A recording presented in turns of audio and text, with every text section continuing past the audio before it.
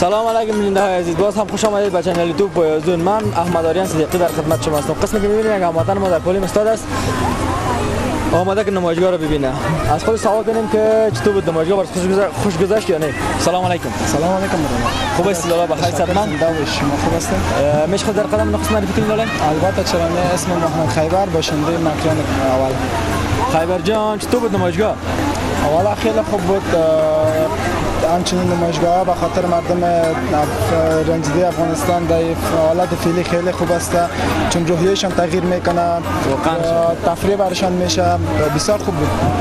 باز داخل چطور بود از محصولات وطن؟ زودتر به تا جایی که دیدیم چیزای وطنی بود خودتان؟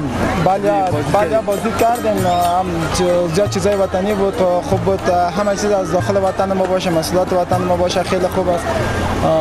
در این عرصه باید وطن ما خیلی خودکفا باشه، باید وطن ما از هر نگاه همه چیز باید از خود وطن ما باشه. بشک اینجا کدو غرفه داشتی یا امروز آمدی به خاطر بازدید کردن؟ نه، به خاطر بازدید آمدیم، یگان چیز دیدیم اگر خوش ما بیای بگیریم. بشک باز امروز روز اول دست کام دیگه؟ بله روز نه بله. در روزای دیگه کجا بودی؟ یک روز نمایشگاه بود.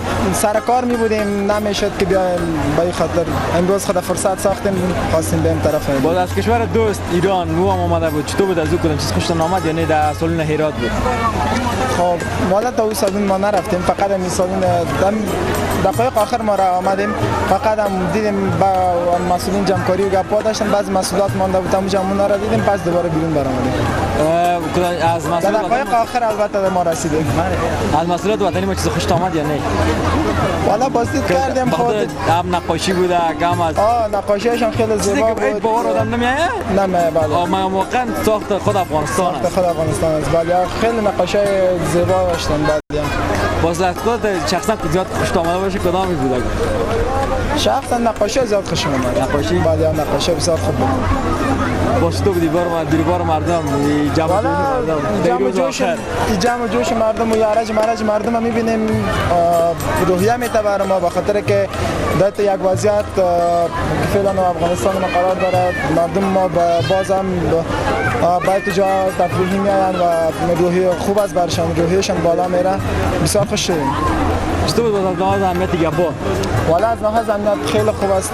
یک جان سپاسگزاری میکنیم از دولت امارات اسلامی افغانستان که امنیت مردم تامین میکنن و شب و روز به خاطر مردم کوشا هستند. باز پیام آخرت به هموطنان ما چی است که کسایی که از پشت کانال یوتیوب پایازون میبینن؟ پیام آخرم لالا به هموطنان ما همی است که هیچ وقت دوانی که دیگه نفاق نباید پرتیم، همیشه با اتفاق باشیم، دست به دست یکی دیگه بتیم تا کشور خود آباد بسازیم. زنده و سلامت باش. خیلی خیبر جان.